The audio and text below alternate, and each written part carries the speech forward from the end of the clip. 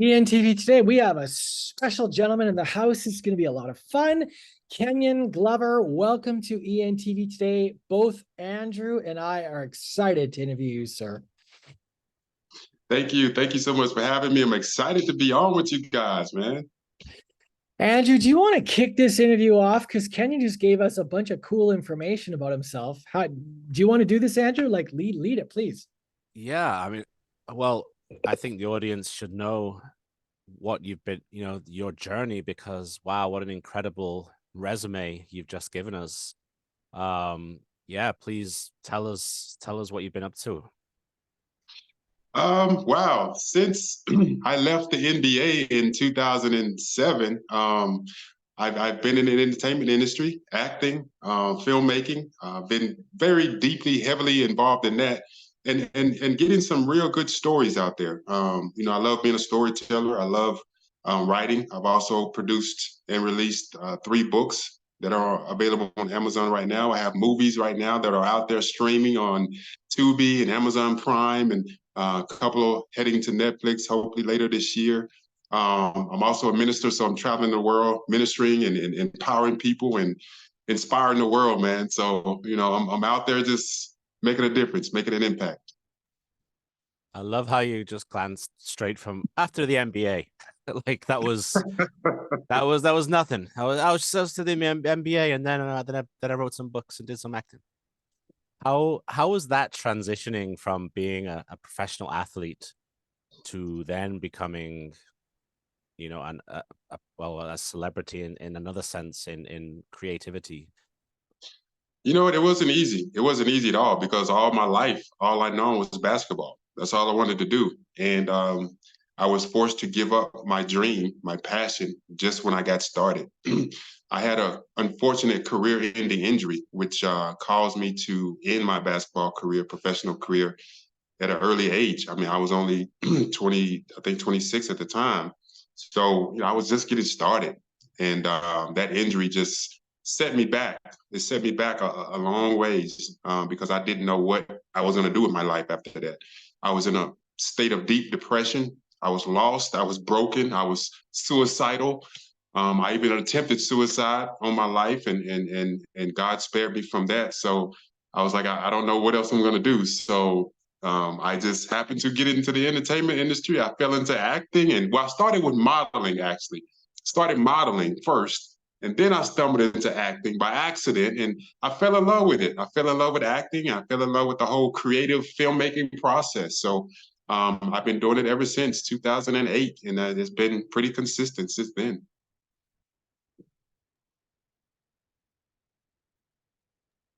Andrew, keep going, man. I'm just Yeah. here for the ride today, baby. Come on, keep going. So for me personally, what caught my attention was, the depression and the suicide, and how you flipped that and found a passion for something that's very different from what you were into before. How, like, that can't have been like just an overnight thing. Like how did that transition occur from, being in that dark place to being reignited with your passion, with a new passion? Um, after a couple of years of being depressed, and when I did finally come out of that suicidal state of mind, I just started really, really getting into. I started training. I started getting into personal training, back into fitness, and doing fitness kind of helped me get back into a positive state of mind. Um, and then as I started getting into fitness, I started to get a little more confidence in myself and in my body and things like that. And I was contacted by an agent to do some modeling. And I was like, yeah, I'll give it a try. Why not? I'm not doing anything else right now. So I was just getting really back into a positive state of mind, getting back into the world and seeing what else the world has to offer me besides basketball, because I didn't know. I didn't know what I was going to do. And when I started modeling, I started to kind of find a passion for it. I started liking it, really because of all the money I was making, and I was traveling and endorsing all these different brands. And I was like, okay, this may be something I could do for a living. And then I started to, well, somebody told me like, yo, you should try acting. You know, you got a good look or whatever. And I was like, all right, I'll give it a shot. Why not? So I went to an acting class with a friend of mine, and I was like, oh, this is cool, whatever, And the acting coach, she called me up there to participate within the one of the scenes that she was doing because she was short on actors that day. So I participated, and I fell in love with acting that night. Then probably like a couple of months later, after taking acting classes, I auditioned for my first acting project, and I booked the leading role for the project, my first audition. So I was like, hey, this might be, this might be my calling right here. I might be onto something. So ever since then, man, I've been, I've been in the game. I've been in the game since like I said, 2008, and it's been pretty consistent for me since then. That's incredible. Yeah, it's just an incredible transition over and over again.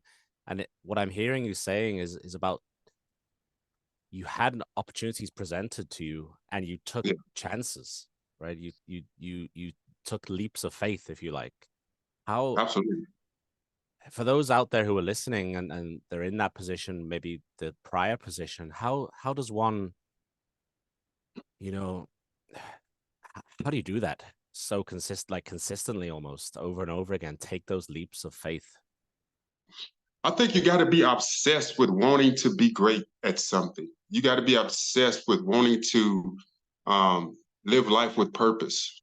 I think a lot of people, they don't discover their purpose. They don't discover their reason for being here. They get complacent. They get lackadaisical. And I'm just not one of those people. I can't sit around and just be still, and sulk and be, and quit and give up. Even though I did give up, I guess you could say I gave up when my basketball career ended, because I gave up on life, because I didn't have any direction. I didn't know where to turn, where to go. So I guess you could say in a sense I kind of given up at that point. But when I did get reawakened, I said, you know what? I want to be great at something. Basketball is not part of my life anymore, but I just want to be great. I know it's in me. A part of me just wants to succeed at something. Even though I obtained the ultimate success in making it to the NBA, to me that was a hell of an accomplishment. You know how many people try to go to the NBA and don't make it. I can say I made it. I made that dream happen. That dream came true for me. So I can take that to my grave and say, hey, I made it to the NBA. I played in the NBA. But when the chips fell and I thought my life was over, God pointed me into another direction. And I've always wanted to be successful at everything that I did, everything that I put my focus on. I'm all in. I'm so focused. I'm so determined to be something great, to be great at everything that I'm a part of. And I won't settle for anything less than greatness out of myself, So we all have potential to be great, but it's up to us to really tap into that greatness. And I want to ask you a question. You keep talking about God. So what role does God play? What's your experience with the divine? What's your connection? How do you lean on that? What do you get from that? What's your belief system around that? Well, of course, I was raised in the church, but when you have an ultimate encounter with God personally, because you have to understand, when I tried to commit suicide after my NBA career was over, I pointed a gun to my head. I had a revolver. I pointed a gun to my head and I pulled the trigger once and the gun didn't go off. So I checked the gun, I checked to make sure the safety was off, and I pulled the trigger again and it didn't go off. So when I took the gun outside the third time and I shot the gun in the air and the gun went off, at that moment, at that point in time, I knew that God existed and God just saved my life and spared my life because he obviously has another plan for me. So at that point, I knew that God exists. How else was the gun just jammed on its own? No, nothing can explain that. But, an intervention from God himself let me know that, look, I got a plan for you. It's not time for you to go yet. It's not your time yet. I got something else for you to achieve and accomplish. So God has always played a big part of my life ever since then. And that's why I became an ordained minister a few years ago, because I wanted to dedicate my life to serving him and leading people out of that darkness, because I know how it is to be in the darkness. I know how it is to be in a sunken place and feel lost and broken and feel like the world is against you. So God has been a very vital part of my life in every area, every circumstance. I can, apart from him, the Bible says I can do nothing apart from him. So I live my life, with that thought in mind that I can't do anything without him. He is the ultimate leader and guide of my life. So I don't do anything without consulting him first.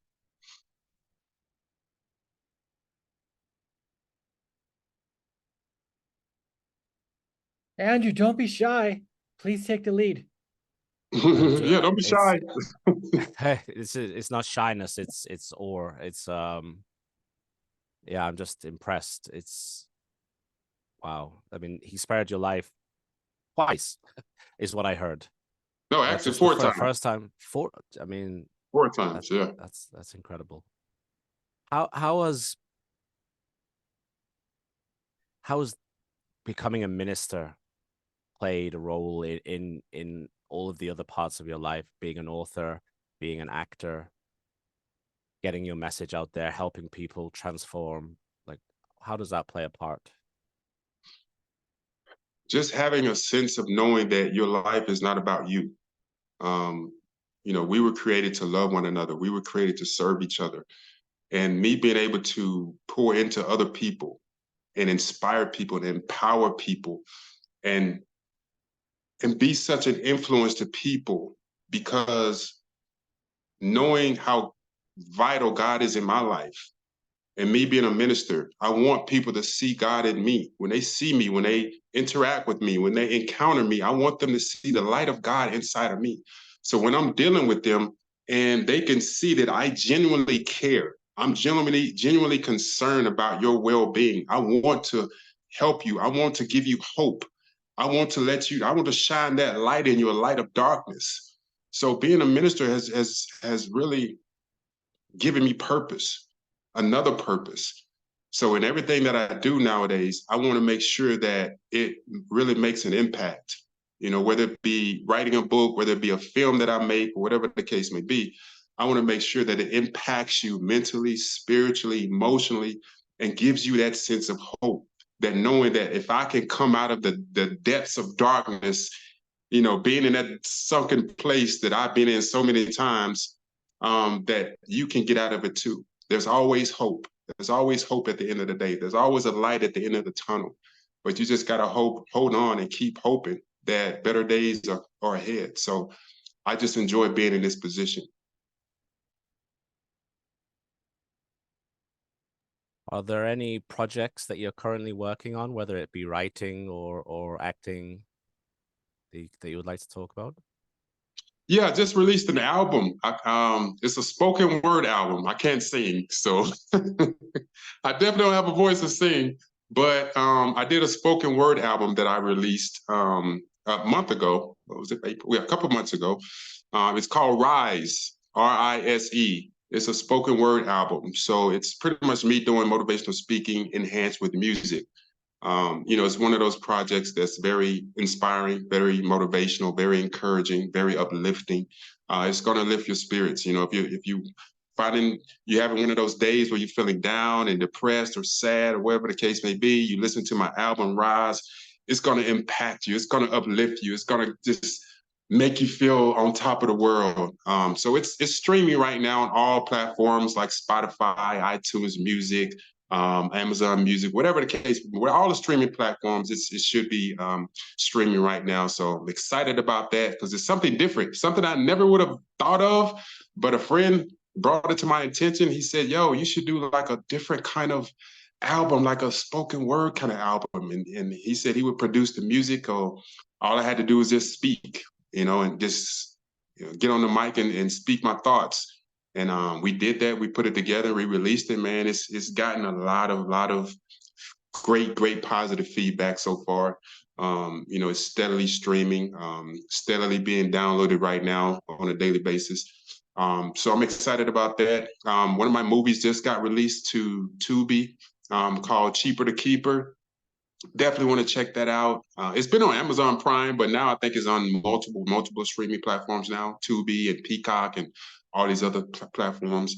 Working on another movie called Blood on the Wall right now. We're still filming it, so it won't be released till later this year. It's called Blood on the Wall, so it's going to be a very, very powerful movie with a powerful message, you know, about redemption.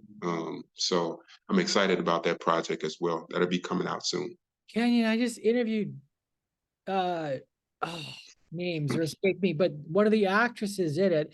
And then Jackie, I interviewed Yes. a month ago. So Jackie is phenomenal. So that is she the one that is that this where the script comes from? Yes, Jackie's the creator. She wrote it. Yes. Okay, can you talk about that? Because you're the third person now that's involved in this project. Let's talk about that, please. Yeah. So Jackie, Jackie Hadnot, she approached me a while ago to lead this movie, to be the lead actor in the movie and play I think it's her father, which is the lead character, JW. John Wesley was her father in real life. This is a movie based on true events, her real life story. So she approached me about it to play, you know, the lead role, and I was happy to take on the character, especially when she told me about it. She told me it was based on her life story, a true event. So it's a very, like I said, it has a very powerful message in it. So I didn't hesitate to become, you know, come on board and bless the project with my presence. So I'm excited about it.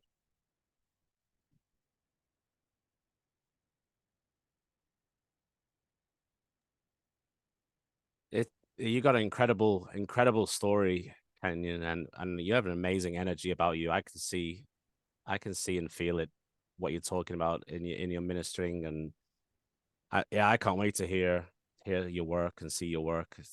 I'm excited and to hear more about your personal story and how, you know, how these things fed into each other and came about, because it is absolutely inspiring, especially for somebody that already, as you said, had such success, right? You could have that would be enough for most people, but not for you. You know what? It's not really about being successful. I just want to leave a legacy in people. I want to leave a legacy in people to know that no matter what you go through in life, no matter what challenges you may face, no matter what storms you may have to battle, um, it's always you have a greater purpose. You were created for a greater purpose. You know, sometimes it may not feel like it. Sometimes you may just feel defeated on some days. Some days I still feel like, man, you know, you feel a sense of defeat sometimes because things may not go the way you want them to all the time. But, you know, you have to continuously believe that you are here for a special reason. You weren't just put on here, this earth, to just be existing and just work every day 9 to 5 and go home and, you know, go through the whole cycle again and again every single day. No, there's a greater purpose in life, you know, and it's all about loving each other, man. I think that's what the world is missing right now. That's why the world is in such chaos and wickedness and evil, and because there's no love for one another. You know, everybody tends to hate each other and hate on each other and despise each other and lie to each other and try to get over each other and manipulate each other, whatever the case may be, man. And that's not why we were created. We were created to love, you know, and to share different aspects of our lives with each other and encourage each other and uplift each other. And that's what I try to represent. I try to represent, you know, a godly man. This is how a godly person is supposed to look like. And I just try to reflect that character in my everyday life, in my everyday personality, in my everyday dealings with people. So I think that's why I've been so consistent with all of the things that I do and all the things I've accomplished. because I think because I'm a real genuine person that actually cares about people and care about life, and I care about your well-being. And I want to see other people succeed. And anything I can do, man, I will break my back to do it for you, to help you, whatever the case may be. And I think that's just what the world is missing right now, man. Kenyon, can you talk about your mom? What was your relationship with your mom like? I have a great relationship with my parents, both my parents. My mom, I had strict parents growing up. You know, they beat my butt growing up. They put a switch, a belt, a extension cord, a pot and pan, or whatever the case may be. You know, they whooped my butt, man. And I'm grateful for those butt whoopings. I think it's that made me the man I am today. So my parents were strict. They were hard on me. They knew, I think they saw something in me at an early age, because I was always one of those kids that was determined.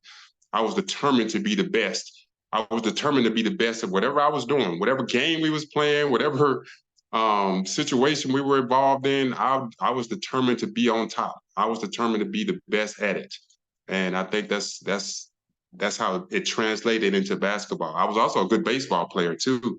I could have went pro in baseball, but I just didn't have that love for baseball like that. I was just playing it just for a hobby, but I just happened to be good at it. I mean, I got professional baseball offers before basketball, but I just didn't have that love for baseball like that. And I was, like I said, I just wanted to be best man at everything that I did. And my parents, you know, always pushed me. They always push me, you know, hey, did you work on your game today? You need to go outside and work on your game. You need to go out, you need to go to the gym and work on your game. Don't come back until you just can't stand up no more. Okay. So, you know, they gave me that kind of leverage, you know, to be obsessed with becoming great. So I mean, I thank my parents to this day for everything that I accomplished. Beautiful. Beautiful. And we're going to tag you in this, Kenyon, so people can connect with you. Do you want to drop, if you want to drop links after to anything you got going on in the comments of the Facebook group? We'd love to have you do that. Andrew, do you want to start to wrap the interview up? This has been tremendous, tremendous interview. Yeah, thank you, Kenyon. It has been beautiful to hear your adventure.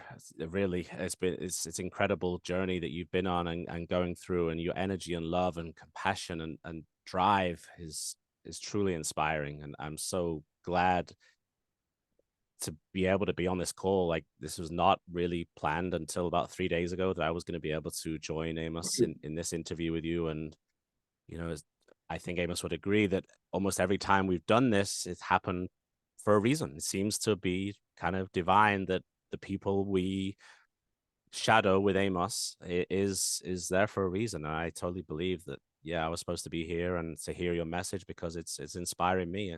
I'm in that place more often than not at the moment where there's a choice to be made. Like, do I give in? Do I keep going?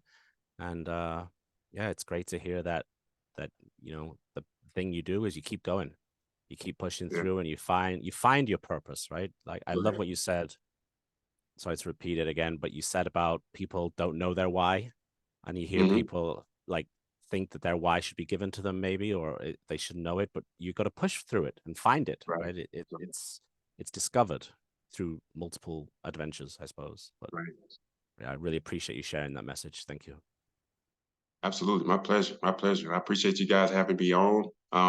Yeah, definitely. If I would love to come back on maybe in the future, you know, after I've accomplished even more things. So let's make it happen again.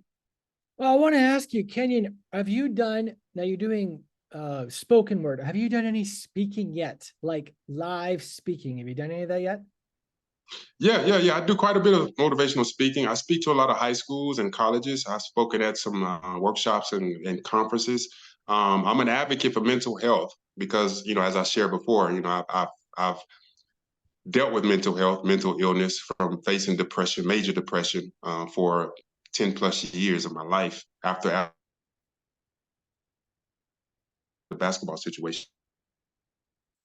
Okay, well, we'd love to, if you want, we've got a new speaker contest. It's called the Super Speaker Speak Off. And so there's a contest this month. If you want to do a submission, it's 3 minutes. You pre-record it, send it in. I'll tag you where to submit that. And then the top 5 people that get the most votes, we bring them on live, and we have judges, and we live stream it all in. And then there's a new contest. I just felt led to launch this in the group. So if you're interested, we'd love to have you submit up to a 3-minute video.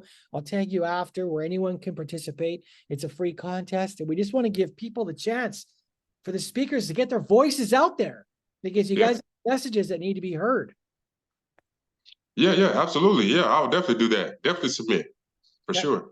Excellent. Well, ENTV today, Kenyon Glover, reach out to him. He'd love to connect with you. He will drop all links for any projects, anything he wishes to, in the comments after. Kenyon, what a gift you're here today. Thank you to your mom and dad for helping you, giving you a foundation so you could rise to greatness and help lead other men and people to rise up to their potential. Andrew's obviously loved this interview today, and we really appreciate you being here today. Thank you guys again for having me. Okay, we'll end it here. Thanks so much.